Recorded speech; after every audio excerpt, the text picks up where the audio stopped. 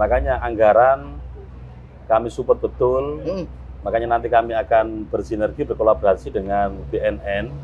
Kita duduk bareng program apa ini mumpung lagi mau pembahasan APBD 2026. Mantap. Dan itu Mantap. monggo nanti katakanlah yang selama ini kita anggaran kita itu lebih dari 3 miliar untuk sosialisasi. Ya. Mungkin dari anggaran itu kita evaluasi mana kalau selama ini kan hanya sosialisasi, setelah itu kan sudah selesai. Nah, bagaimana tadi yang ada konselor tiap desa, ada 365 desa ini benar-benar kita tata, kita buat pel project lah. Yang kita lakukan saat ini kita bareng dengan salah satu ulama di Kabupaten Pasuruan, kita ngaji cafe to cafe dengan memberikan pemahaman bahaya narkotika di kafe-kafe. Ya. Kemudian kita lakukan Gus BNN itu ke sekolah-sekolah untuk memberikan pemahaman penyalahgunaan narkotika dan dampaknya kepada para pelajar.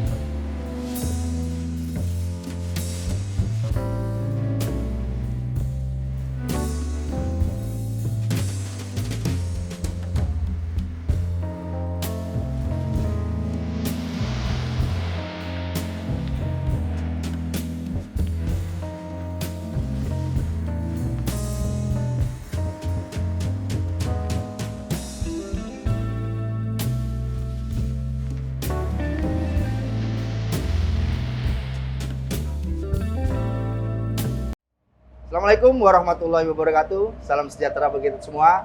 Salam Om Swastiastu, Namo Buddhaya, salam kebajikan. Jumpa lagi bersama saya, Randy Niko Rahmanda, di program Jawara, Jagongan Wakil Rakyat DPRD Pasuruan.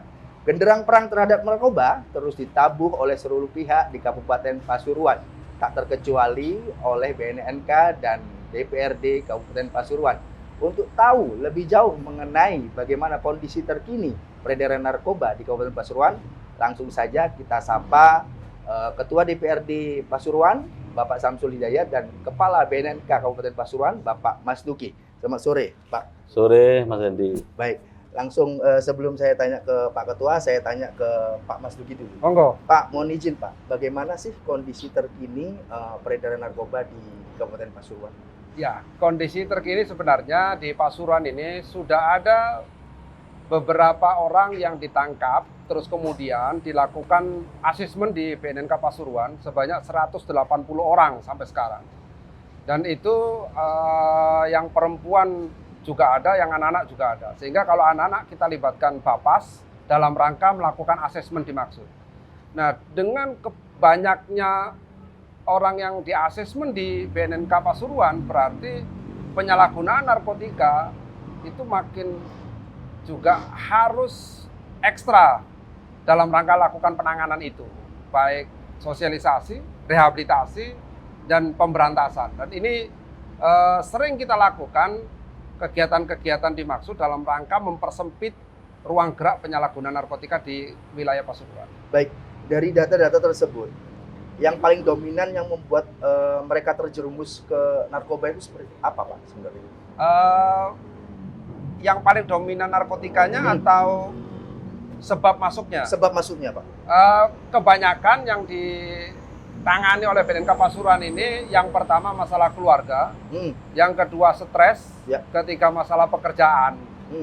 Pekerjaan ini salah satu alasan-alasan yang sengaja dibuat oleh mereka untuk membenarkan penyalahgunaan narkotika. Karena dianggapnya orang pakai narkotika itu bisa mampu melakukan pekerjaan-pekerjaan di luar dari kemampuan tubuh manusia. Sebenarnya ini sangat merugikan juga bagi dirinya, karena terlalu diforsir tenaganya dia lupa bahwa narkotika itu yang diserang adalah otaknya. Baik, baik. Nah, ketika otaknya sudah mulai bermasalah dan rusak, maka pekerjaan-pekerjaan yang dilakukan seterusnya juga pasti tidak sesuai dengan apa yang diinginkan oleh pemberi pekerjaan. Baik. Kalau sejauh ini Pak Mas Duki, yang sudah langkah pencegahan yang sudah dilakukan oleh BNNK Pasuruan seperti apa? Kalau langkah yang kita lakukan saat ini, kita bareng dengan salah satu ulama di Kabupaten Pasuruan, kita ngaji cafe to cafe dengan memberikan pemahaman bahaya narkotika di kafe-kafe. Ya. Kemudian kita lakukan Gus BNN itu ke sekolah-sekolah untuk memberikan pemahaman penyalahgunaan narkotika dan dampaknya kepada para pelajar. Yang berikutnya ada BNN menjawab. Ya. Kita lakukan di masjid-masjid dengan langkah memberikan pemahaman bagi jamaah yang ada di masjid.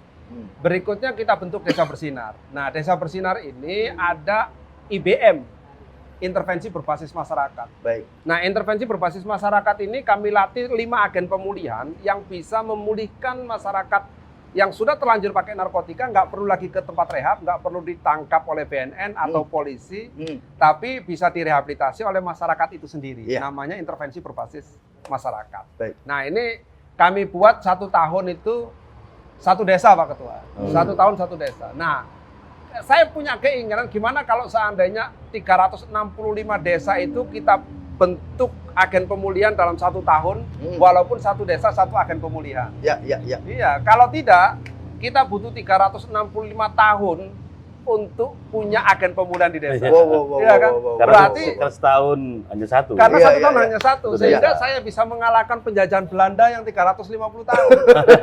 Kita 365 tahun itu jadi.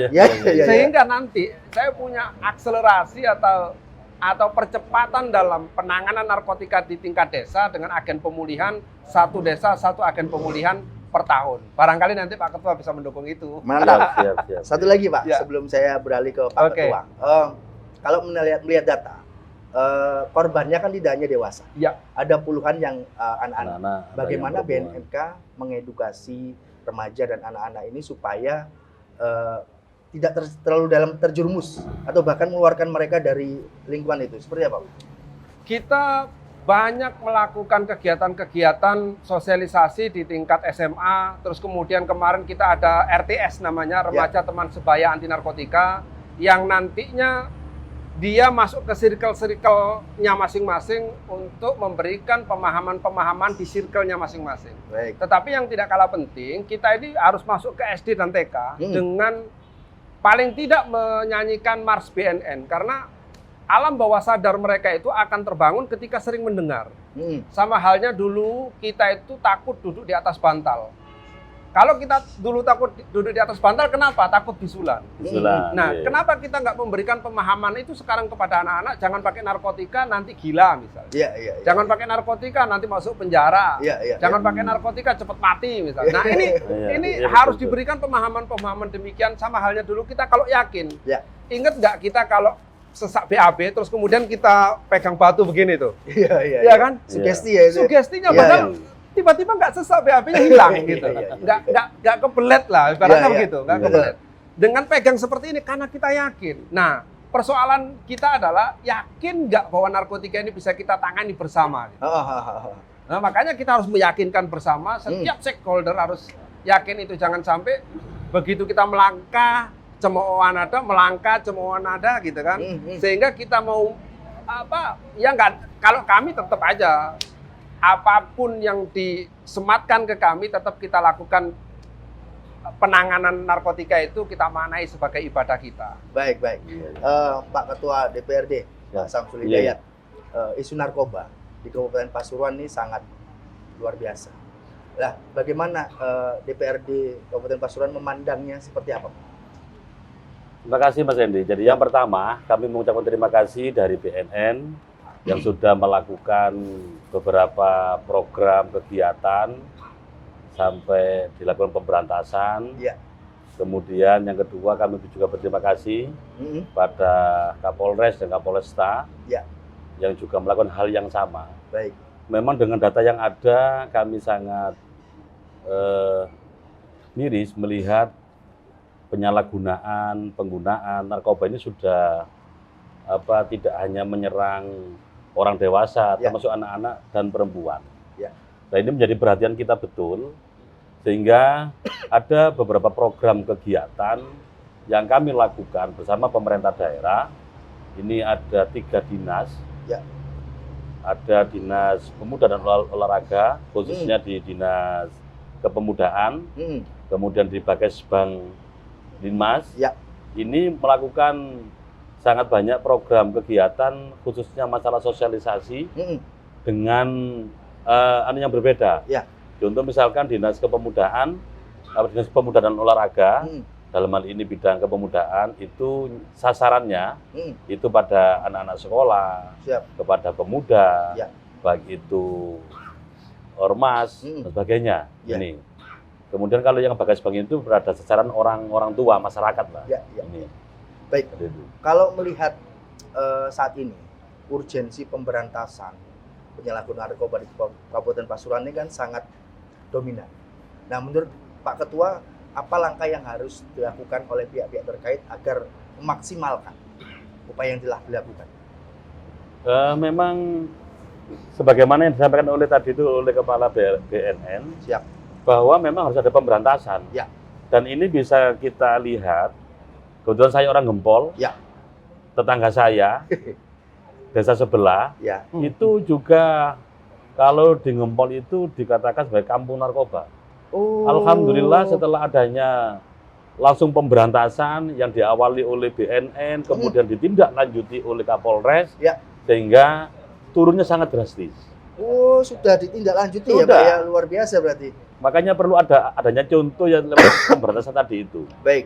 Satu. Yang kedua, kami memang sepakat yang disampaikan oleh Kepala BNN, kebetulan kami yang di DPRD selaku legislatif yang mempunyai fungsi budgeting, fungsi controlling. Nah, ini akan kita maksimalkan.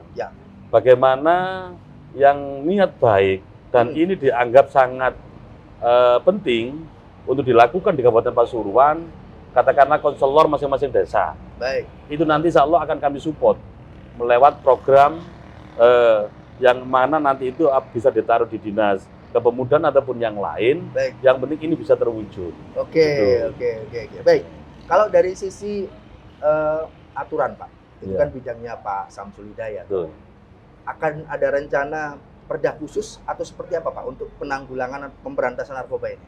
Atau malah sudah ada? Terima kasih Mas Hendi. Sebenarnya kita sudah punya perda nomor 3 tahun 2018. Akan tetapi cantolannya ini sudah berubah. Sekarang ada Permendagri nomor 12 tahun 2019. Dalam 19. Otomatis kita harus mereview ini. Ini momen yang pas, insya Allah tahun depan 2026 akan kita masukkan di Prolegda, sehingga ya perda ini sudah waktunya untuk dirubah. Nanti kita sama dengan BNN juga, bagaimana untuk membuat peraturan daerah yang benar-benar ini outputnya nanti bisa dilaksanakan oleh pemerintah daerah, juga bisa mengurangi peredaran ataupun pemakaian narkoba. Baik, tadi sudah ada sedikit masukan dari Pak Mas Duki soal rehabilitasi Pak ya. Nah, bagaimana Pak Samsul menangkapnya? Apakah itu akan dilaksanakan di tahun ke depan atau seperti apa Pak? Kebetulan Mas Hendi, sebelum Pak Mas Duki ini kan siapa dulu itu? Pak Erlang. Pak Erlang. Pak Erlang ya. Itu juga pernah menyampaikan bahwa Kabupaten Pasuruan yang luasnya 365 desa, dengan luasan dan banyak narkoba ini memang perlu adanya panti rehabilitasi. Dan saya yakin pemerintah daerah mampu untuk mendirikan itu. Makanya kami support nanti kepada pemerintah daerah, karena ini kan ada alur, ada proses yang perlu dilakukan. Makanya di samping narkoba ini juga menjadi salah satu program visi misi Bupati yang masuk di RPJMD, bagaimana Pasuruan bebas narkoba. Ini sebagai pintu masuk kita untuk membuat RKPD, rencana kegiatan pemerintah daerah, baru nanti kita masukkan di program kegiatan. Baik. Sebelum saya, kayaknya lebih menarik ya Pak ya, saya ke Pak Mas Duki dulu Pak. Selain, tadi kan sejumlah dukungan sudah diutarakan oleh Bapak Ketua DPRD. Nah mungkin saya ingin tahu BNNK Kabupaten Pasuruan ini apakah ada cara lain, misal melakukan pendekatan ke keluarga, Ya. atau ada cara lain, alternatif lain, atau seperti apa Pak Mas Duki? Kalau kita ini sebenarnya kita akan mencari akar masalahnya apa sehingga orang itu pakai narkotika. Ya. Sehingga ada program juga kita ketahanan keluarga. Ketahanan keluarga itu bagaimana kita mengembalikan lagi fungsi keluarga yang hilang. Saat saya pernah tugas di luar Jawa, itu pernah saya tanya kepada seorang anak begini, "Nak, kapan kamu terakhir cium tangan orang tuamu?" Siap. Karena adat ketimuran kita kalau mau kemana-mana itu kan cium tangan orang tua. Iya. Kemudian disampaikan sama anak itu, sampaikan ke saya lagi, "Pak, jangan tanyakan kapan terakhir cium tangan orang tua saya. Tapi tanyakan kepada orang tua saya, kapan dia terakhir belai kepala saya." Iya. Artinya perhatian terhadap anak itu juga sangat penting. Iya. Ya ini luar biasa, sehingga nanti ketahanan keluarga itu juga penting. Yang pertama, yang kedua, ketika keluarga mengirimkan anak untuk direhabilitasi, maka keluarga itu harus berbenah. Siap. Jangan sampai ketika direhabilitasi pulang ke rumah, dia kembali lagi kambuh. Ya. Kenapa? Karena lingkungan di keluarganya tidak mendukung. Iya. Nah, ini ada beberapa program-program yang harus dilakukan untuk itu. Makanya saya kerjasama dengan Dinas DP3AP 2KB, itu dia punya Puspaga, Pusat Pendidikan Keluarga. Di situ punya punya psikolog. Iya. Sehingga di keluarga-keluarga yang bermasalah itu dikonseling dengan baik. Nanti mudah-mudahan saya juga ingin membentuk FSG, Family Support Group, bagi keluarga-keluarga yang di bawahnya atau keluarga anaknya, bapaknya itu ada narkotikanya, sehingga keluarganya itu bisa mensupport dalam rangka pemulihan keluarganya kalau ada pecandu. Ini harus menyeluruh dalam penanganan narkotika itu. Kalau kita tahu akar masalahnya apa, penanganannya apa, endingnya nggak kita rawat, dia akan balik lagi. Gitu. Dia akan balik lagi. Sebelum jauh ke mana-mana lagi, saya pengen tahu prosedur rehabilitasi rawat jalan di BNNK Kabupaten Pasuruan seperti apa sih? Ada dua cara. Kalau rawat jalan itu bisa volunteer. Volunteer itu dia bisa dengan sukarela melaporkan diri ke BNN. Kita asesmen, baru kita lakukan rawat jalan kalau seandainya kategori sedang dan ringan. Kalau kategori berat, maka kita rujuk ke rehabilitasi rawat inap. Itu kalau volunteer. Ada lagi kalau compulsory. Compulsory itu ditangkap oleh Polres, tapi BB-nya di bawah SEMA nomor 4 tahun 2010. Kemudian bisa diajukan TAT, tim asesmen terpadu ke BNN, baru kita rekomendasi rehabilitasi. Baik rawat inap maupun rawat jalan. Kalau tantangan terbesarnya apa Pak selama ini yang dihadapi oleh BNNK supaya untuk menjalankan SOP itu? Tantangan terbesarnya itu adalah stereotip masyarakat yang menganggap bahwa kalau seandainya melaporkan anaknya itu nanti ditangkap. Padahal kan di pasal 128 Undang-Undang 35 tahun 2009 tentang narkotika disebutkan begini, pecandu, penyalahguna, korban penyalahguna yang belum cukup umur, dilaporkan oleh orang tua atau walinya tidak dituntut pidana, tapi dilakukan rehabilitasi. Itu yang pertama. Yang kedua, faktor malu. Jadi orang melaporkan keluarganya ke BNN untuk direhabilitasi itu malu. Waduh, nanti ketahuan keluarga saya pakai narkotika. Justru harusnya mereka itu nggak malu, tapi menyelamatkan anaknya, menyelamatkan keluarganya dari ketergantungan lebih dalam. Harusnya itu. Makanya stereotip ini harus kita hilangkan. Stop stigma. Nah, stop stigma terhadap wah ini pecandu, ini sampah masyarakat. Sehingga kalau orang mau baik, mau tobat, stop stigma penyalahgunaan narkotika atau pecanduan narkotika. Kalau kita bicara pecandu, ada mantan pecandu. Program pasca rehabilitasi yang tentu mereka nggak bisa langsung diterima oleh masyarakat. Nah, program pasca rehabilitasi yang dilakukan oleh BNNK itu untuk mengedukasi mereka supaya mereka bisa diterima oleh lingkungan sekitarnya seperti apa? Makanya kami kenapa tidak yang formal rehabilitasinya itu dengan membangun gedung, terus kemudian dia datang, tadi faktor malu tadi ya. Kalau dengan agen pemulihan di desa, maka mereka langsung dengan masyarakat. Sehingga mereka langsung terakulturasi atau bareng dengan masyarakat bahwa ini loh pecandu yang tobat. Sehingga dia mau menunjukkan karyanya. Kemarin kita mendapatkan hibah dari pemerintah Kabupaten Pasuruan, alhamdulillah sebanyak 300 juta. Baik. Salah satunya kita gunakan pasca rehab, yaitu life skill bagi mantan pecandu yang ada di Desa Bersinar. Betul. Sehingga mereka nanti bisa bareng dengan masyarakat, punya keterampilan, sehingga kita akan gali dulu minat bakatnya di desa tersebut, dan kita buat skala prioritasnya mana yang paling di atas dalam rangka kebutuhan itu. Baik. Tentu untuk mengatasi perang terhadap narkoba ini BNNK nggak bisa sendiri, Pak. Betul. Tentu perlu kolaborasi, termasuk DPRD, semua pihak. Nah, betul. selama ini yang sudah terjalin seperti apa, Pak? Dan apa yang harus ditingkatkan dan apa yang harus seperti apa? Ya alhamdulillah, ini banyak kegiatan-kegiatan yang sekarang ini bareng dengan pemerintah Kabupaten Pasuruan, dengan beberapa anggota dewan. Kemarin itu ada Komisi 1, Komisi 4 kalau nggak salah, terus sekarang Pak Ketua sendiri. Ini ada beberapa kegiatan, termasuk dengan Dispora, Kesbang, DP3, AP2KB itu. Kita, kalau BNN sendirian, saya yakin kita tidak akan mampu berjalan. Tetapi kalau bersama-sama, kita akan lebih bagus, dan setiap kegiatan-kegiatan yang berbau sosialisasi misalnya, patutnya diberikan pemahaman bahaya narkotika sehingga nanti semua paham bahaya narkotika itu. Baik, saya ke Pak Ketua DPRD, Pak Samsul Hidayat. Kalau saya pribadi, ini pertanyaan, saya perlu komitmen dari DPRD mengenai bagaimana anggaran untuk pencegahan maupun mengatasi masalah narkoba di Kabupaten Pasuruan ini ke depannya. Seperti apa, Pak, nantinya? Siap, Mas. Jadi terkait dengan komitmen kami, karena bagaimanapun narkoba ini merusak merusak bangsa, merusak pemuda. Padahal pemuda ini kita ketahui adalah harapan kita semua. Betul. Bagaimana Indonesia bisa menuju Indonesia emas kalau pemudanya sudah bobrok kena narkoba. Makanya anggaran kami support betul. Makanya nanti kami akan bersinergi, berkolaborasi dengan BNN. Kita duduk bareng, program apa ini mumpung lagi mau pembahasan APBD 2026. Mantap. Dan itu, mantap. monggo nanti katakanlah yang selama ini kita anggaran kita itu lebih dari 3 miliar untuk sosialisasi. Mungkin dari anggaran itu kita evaluasi mana, kalau selama ini kan hanya sosialisasi, setelah itu kan sudah selesai. Nah, bagaimana tadi yang ada konselor tiap desa, ada 365 desa ini benar-benar kita tata, kita buat pel project lah. Katakanlah kita bagi, misalkan berapa kecamatan dulu, ini nanti maksimal ataupun enggak, nanti tetap akan kita evaluasi.